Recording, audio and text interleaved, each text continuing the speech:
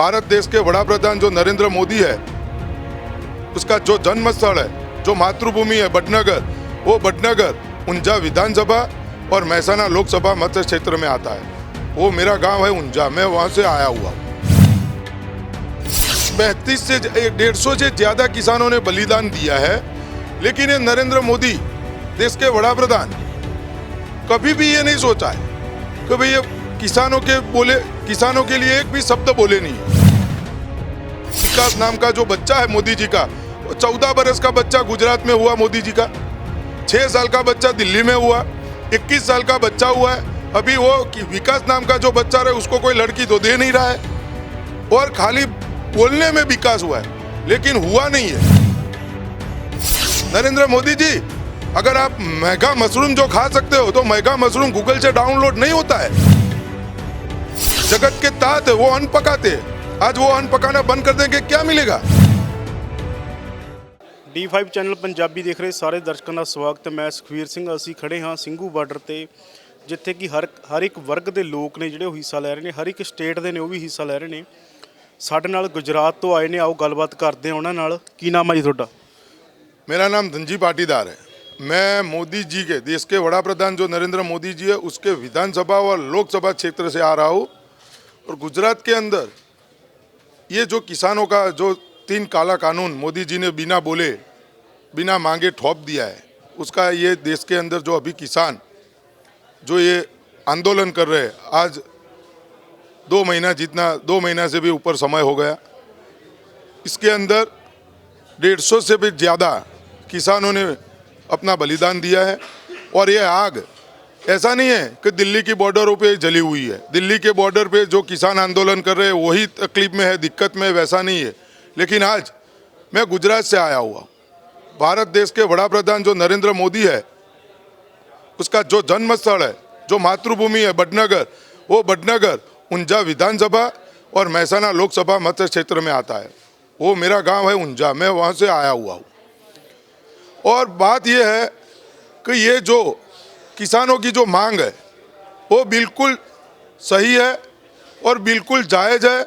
लेकिन आज 135 से 150 से ज़्यादा किसानों ने बलिदान दिया है, लेकिन ये नरेंद्र मोदी देश के वड़ा प्रधान कभी भी ये नहीं सोचा है कि भाई ये किसानों के लिए एक भी शब्द बोले नहीं है। ये गुजरात में हालत वही है, गुजरात में वही हालत है। वो विकास नाम का जो बच्चा है मोदी जी का, वो 14 बरस का बच्चा गुजरात में हुआ मोदी जी का, 6 साल का बच्चा दिल्ली में हुआ, 21 साल का बच्चा हुआ है। अभी वो विकास नाम का जो बच्चा रहे उसको कोई लड़की तो दे नहीं रहा है, और खाली बोलने में विकास हुआ है लेकिन हुआ नहीं है। वो मोदी जी का जो चश्मा पहनो, भारतीय जनता पार्टी का जिसने चश्मा पहना है उसको ही विकास दे रहा है।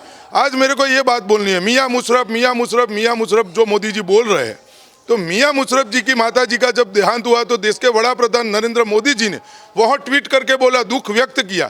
तो भाई ये 150 किसान जो बलिदान दिया है, जगत के तात है वो अन्न पकाते हैं, आज वो अन्न पकाना बंद कर देंगे, क्या मिलेगा। नरेंद्र मोदी जी, अगर आप मेगा मशरूम जो खा सकते हो तो मेगा मशरूम गूगल से डाउनलोड नहीं होता है। उसको मेगा मशरूम कौन पकाता है? वो किसान पकाता है। वो पूरा दिन मेहनत मजदूरी करता है, काली मजदूरी करता है। आपके जो किसानों की हालत है वो कैसी है आपके गुजरात में? गुजरात में किसान तो नहीं, पूरा गुजरात एकदम परेशान हो गया है। लेकिन वहाँ क्या है कि 25 साल से जो मोदी जी की सरकार चल रही है, वहाँ के मुख्यमंत्री कौन है? तो वो रॉबर्ट है, विजय रूपाणी रॉबर्ट है। वहाँ कौन चला रहा है उसको? तो नरेंद्र मोदी और अमित शाह चला रहे। अमित शाह के रिश्तेदार है, बाकी कोई विकास हुआ नहीं है, कुछ नहीं है। गुजरात की 6.5 करोड़ जनता बिल्कुल परेशान है। अभी भी आज की तारीख में मीडिया द्वारा मैं बोल रहा हूँ, लाइव में आपके मीडिया में बोल रहा हूँ कि गुजरात के अंदर आज भी नरेंद्र मोदी साहब देश के वड़ा प्रधान को अगर सभा करनी हो तब भी पैसा देके सबको बुलाना पड़ता है, भाइयों है बहनों है, कुछ भी करके पैसा देके उसकी सभा में रैली में बुलाना पड़ता है। ये हालत है गुजरात की। विकास हुआ कहाँ हुआ? गुजरात मॉडल ਜਿਹੜਾ गुजरात मॉडल ਦਾ गीत गाਉਂਦੇ ने ਉਹਦੇ ਬਾਰੇ ਕੀ ਕਹਿਣਾ? अरे वही तो दिक्कत हुई, हम गुजराती बातों में आ गए, गुजराती विश्वास में आ गए। आज गुजराती की जो बातों में आ गए नरेंद्र मोदी जी की, उसका परिणाम, उसका रिजल्ट आज पूरा देश की 140 करोड़ जनता भुगत रही है कारण कि मोदी जी विकास विकास विकास का घंटा लेके जो पूरे देश में घूमे हैं, लेकिन विकास गुजरात का कुछ हुआ ही नहीं है। विकास कहाँ है? डिजिटल मॉडल कहाँ है?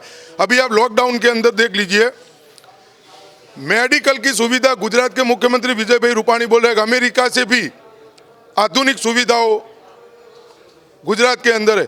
आज गुजरात के अंदर आप देख लीजिए, वीडियो भी देख लीजिए, पूरी लाशें जो कोरोना मरीज थे वो डेड बॉडी पूरी बाजार में घूमती थी, कोई उठाने वाला नहीं था, चाहे सिविल हॉस्पिटल में पड़ी रहती हो, रेलवे स्टेशन पे पड़ी रहती हो, ऐसा ऐसा देखा है हमने। और कोई मेडिकल की सुविधा नहीं, कुछ नहीं है, बस खाली लिखने में और बोलने में ये विकास है, बाकी कुछ नहीं है, मॉडल भी नहीं है कुछ। चलो मॉडल का बात छोड़ो, गुजरात का 100 स्मार्ट सिटी बनाने का वादा किया था नरेंद्र मोदी जी ने, क्या बनाया?